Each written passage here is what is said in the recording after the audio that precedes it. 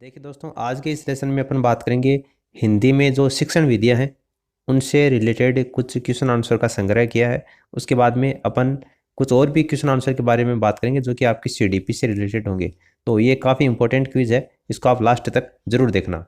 देखिए, पहला क्वेश्चन दे रखा है, व्याकरण की शिक्षा में किस प्रणाली का प्रयोग किया जाता है। हिंदी की शिक्षण विधियों में आपको क्वेश्चन पूछा जाता है कि व्याकरण की शिक्षा में किस प्रणाली का प्रयोग किया जाता है। तो देखिए, आगमन विधि का प्रयोग किया जाता है। ऑप्शन सी क्या होगा, इसका करेक्ट आंसर होगा। किंडरगार्टन जो विधि है उसका विकास किसने किया। किंडरगार्टन विधि का विकास किसने किया था। तो देखिए, फ्रोबेल के द्वारा किंडरगार्टन विधि का विकास किया गया था। Option second. आगमन विधि में मुख्यतः किस सिद्धांत की ओर चलते हैं। यानी एक आपकी आगमन विधि होती है और एक आपकी निगमन विधि होती है। तो आपको बताना है कि आगमन विधि का जो सिद्धांत है वो विशिष्ट से सामान्य होता है या सामान्य से विशिष्ट होता है या नियम से उदाहरण की ओर होता है। आगमन विधि का जो सिद्धांत होना, पहली बात तो वो नियम से उदाहरण की ओर नहीं होता, वो उदाहरण से नियम की ओर होता है। नियम से उदाहरण की ओर कौन सा होता है, आपका निगमन विधि का सिद्धांत होता है। दूसरी बात, आगमन विधि मुख्यतः किस सिद्धांत की ओर चलती है, विशिष्ट से सामान्य चलती है फिर सामान्य से विशिष्ट चलती है। तो देखिए, आगमन जो विधि होती है ना, वो आपकी विशिष्ट से सामान्य की ओर चलती है, और जो निगमन विधि होती है वो आपकी चलती है सामान्य से विशिष्ट की ओर। तो विशिष्ट से सामान्य की ओर, यानी कि ऑप्शन फर्स्ट क्या हो जाएगा, इसका करेक्ट आंसर हो जाएगा। फिर नेक्स्ट दे रखा है, हर्बटी विधि में कितने पद हैं। हर्बटी जो विधि है उसमें कितने पद हैं, ये आपको बताने हैं कितने चरण हैं। तो देखिए, हर्बटी की जो पंचपदीय विधि है, कहने का मतलब है कि 5 पद इसमें है। ऑप्शन सेकंड इसका आंसर होगा। निम्न में से किस विधि में छात्रों को केवल भाषा का ज्ञान कराया जाता है, न कि अन्य ज्ञान। केवल भाषा का ज्ञान करवाया जाता है, अन्य ज्ञान नहीं करवाया जाता। वो आपकी कौन सी विधि होती है, भाषा संसर्ग विधि होती है। ऑप्शन फर्स्ट इसका आंसर होगा। फिर अगला दे रखा है, निम्न में से किस विधि के द्वारा विद्यार्थियों को मौखिक अभिव्यक्ति में प्रेषित किया जा सकता है। निम्न में से किस विधि के द्वारा विद्यार्थियों को मौखिक अभिव्यक्ति में प्रेषित किया जा सकता है। प्रश्नोत्तरी, वाक्य रचना, कहानी लेखन या फिर चित्र निर्माण। तो देखिए, प्रश्नोत्तरी विधि क्या होगा, इसका करेक्ट आंसर होगा। भाषा संसर्ग प्रणाली में विशेष महत्व दिया जाता है। भाषा संसर्ग जो प्रणाली है उसमें विशेष महत्व किसको दिया जाता है, सैद्धांतिक ज्ञान पर, व्यवहारिक ज्ञान पर, कवियों की जीवनी पर या नियमों पर।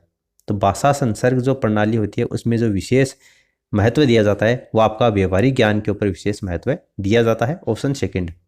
समवाय जो प्रणाली है उसमें शिक्षण होता है। समवाय प्रणाली में शिक्षण कैसा होता है।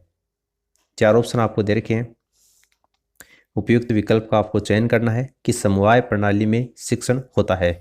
देखिए, समवाय जो प्रणाली होती है उसमें जो शिक्षण होता है वो गद्य पद्य शिक्षण के साथ में व्याकरण का शिक्षण भी करवाया जाता है समवाय प्रणाली के अंतर्गत। तो ऑप्शन सेकंड इसका आंसर होगा।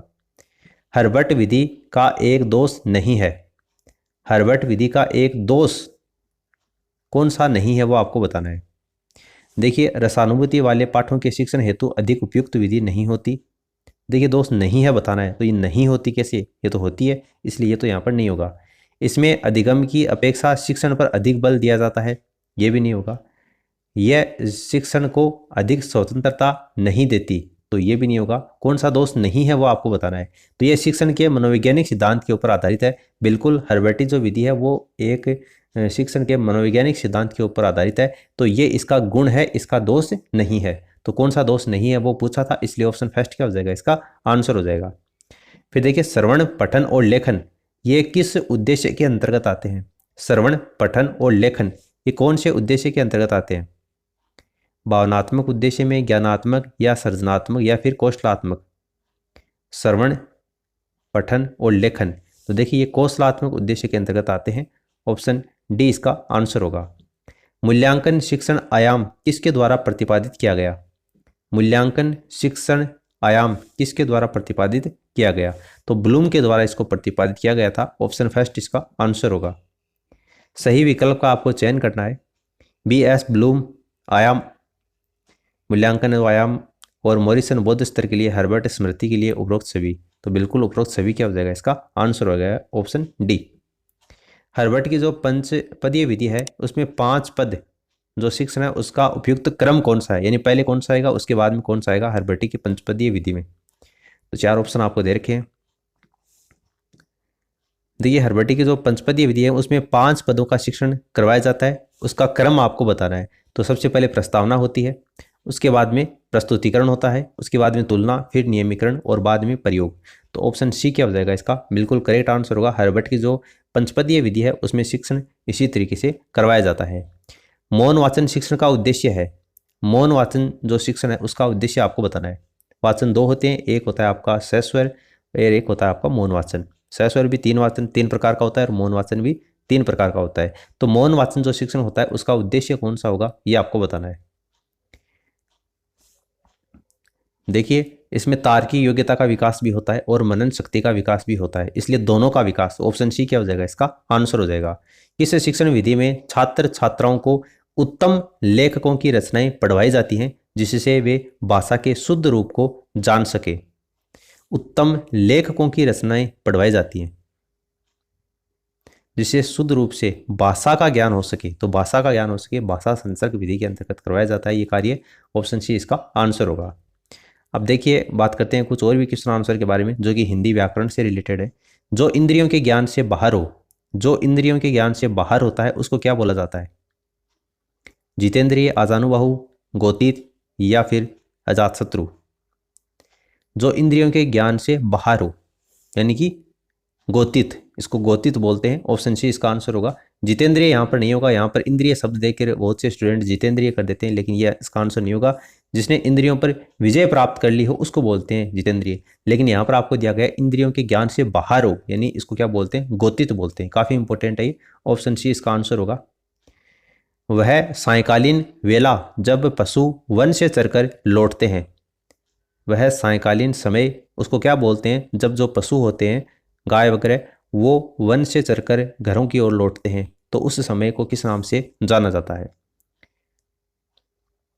सायंकालीन वेला जब पशु वन से चरकर लौटते हैं तो उसको क्या बोलते हैं अपन? गोधूली बोलते हैं। और दोपहर के बाद के समय के लिए अपन अपराह्न काम में लेते हैं और आधी रात के समय के लिए अपन निषिद्ध शब्द का उपयोग लेते हैं और संध्या के लिए अपन संध्या शब्द लेते ही हैं। ठीक है, तो यहाँ पर गोधूली क्या हो जाएगा? इसका आंसर हो जाएगा।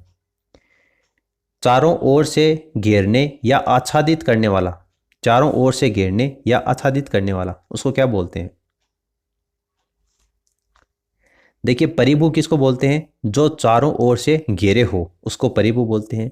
और परिभूत किसको बोलते हैं? जिसका परिभाव हुआ हो उसको परिभूत बोलते हैं। लेकिन चारों ओर से घेरने वाला किसको बोलते हैं? परिधि को बोलते हैं। ठीक है, आप मेंसुरेशन में क्षेत्र मिति में क्वेश्चन आंसर करते हैं तो उसमें आपने पढ़ा होगा चारों ओर से घेरते हैं या फिर आच्छादित करते हैं, जैसे वर्त की परिधि होती है। ठीक है, उस तरीके से तो उसको परिधि बोलते हैं। ऑप्शन फर्स्ट क्या हो जाएगा? इसका आंसर हो जाएगा परिभू और परिभूत और परिभव इसका आंसर नहीं होगा। ठीक है, परिधि इज द राइट आंसर।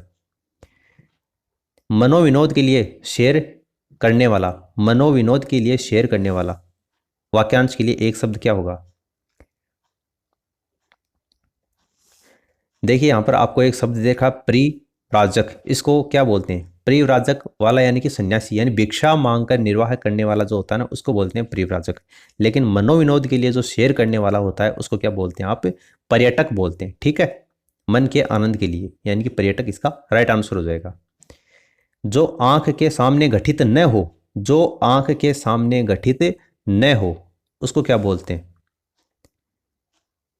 जो आंख के सामने घटित नहीं होता है उसको क्या बोलते हैं? अपन परोक्ष बोलते हैं। ठीक है, अप्रोक्स नहीं बोलते, ध्यान रखना, परोक्ष बोलते हैं उसको। ऑप्शन सी इसका आंसर होगा।